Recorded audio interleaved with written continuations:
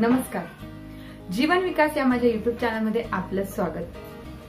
Friends, बऱ्याच जणांना चुकीच्या आहार पद्धती, चुकीची लाईफस्टाईल, चुकीच्या जेवणाच्या वेळा, अपुरी झोप, ताणतणाव इत्यादीमुळे ऍसिडिटीचा किंवा आम्लपित्ताचा त्रास हा होत असतो।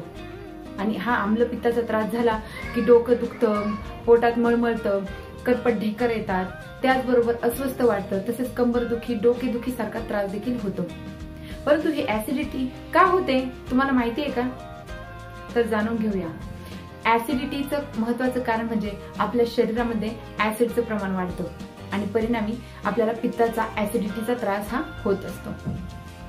तर फ्रेंड्स, कुठलंही मेडिसिन न घेता मी आज तुम्हाला घरच्या घरी काय उपाय करता येतील हे मी आज तुम्हाला सांगणार आहे।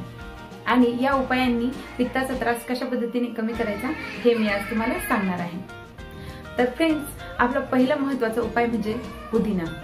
पुदिना तर सर्वांकडेच उपलब्ध असतो, अनेकांच्या परसबागेमध्ये देखील पुदिना असेल। तर तुम्हाला काय करायचं आहे, या पुदिन्याची 4 ते 5 पाने घ्यायची आहेत आणि ही पाने 1 ग्लास पाण्यामध्ये उकळायची आहेत आणि या पुदिन्याचा चहा तुम्हाला करायचा आहे आणि गाळून घेऊन त्या पाण्याचं सेवन तुम्हाला डेली करायचं आहे। असं केल्याने तुमच्या शरीरातील किंवा तुमच्या बॉडीमधील जे काही आम्लाचं प्रमाण आहे वाढलेलं, तर ते कमी होणार आहे आणि परिणामी तुमचा पित्ताचा त्रास कमी होणार आहे। त्याचबरोबर पित्त झाल्यामुळे इतरही जे काही त्रास होतात, मळमळतं, करपट ढेकर येतात, हे त्रास तुमचे कमी होणार आहे। त्याचबरोबर फ्रेंड्स, दुसरा महत्त्वाचा उपाय म्हणजे आवळा। आवळा तुम्हाला काय करायचं आहे की आवळ्याचं चूर्ण घ्यायचं आहे आणि हेच आवळ्याचं चूर्ण 1 ग्लास पाण्यामध्ये, 1 ग्लास गरम पाण्यामध्ये तुम्हाला हे चूर्ण डेली सेवन करायचं आहे। याने सुद्धा तुमचा पित्ताचा त्रास कमी होणार आहे। ते जे काही ऍसिड वाढलेलं असतं, तर त्या ऍसिडचं सुद्धा प्रमाण कमी होणार आहे।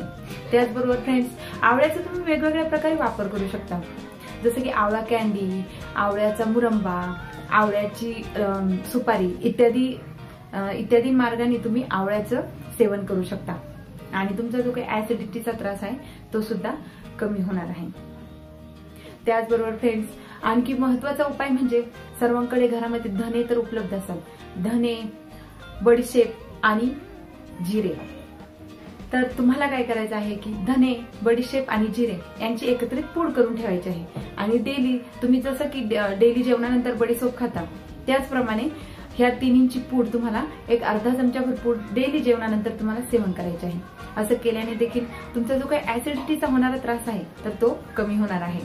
तर फ्रेंड्स, या सर्व उपायांबरोबर तुम्ही भरपूर पाणी सुद्धा पिलं पाहिजे, कारण भरपूर पाणी पिल्याने आपल्या शरीरातील जे काही टॉक्सिन्स असतात, विषारी घटक असतात, तर ते बाहेर फेकले जातात आणि आपली बॉडी क्लीन होत असते।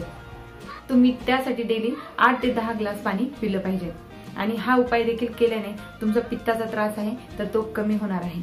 तर मग फ्रेंड्स, या सोप्या उपायांचा अवलंब करा आणि पित्ताचा त्रास कमी करा। व्हिडिओ आवडल्यास लाईक करा, शेअर करा आणि माझ्या चॅनलला सबस्क्राईब देखील करायला विसरू नका। पुन्हा भेटू नवीन माहिती घेऊन, नवीन व्हिडिओसह। तोपर्यंत टाटा, बाय बाय।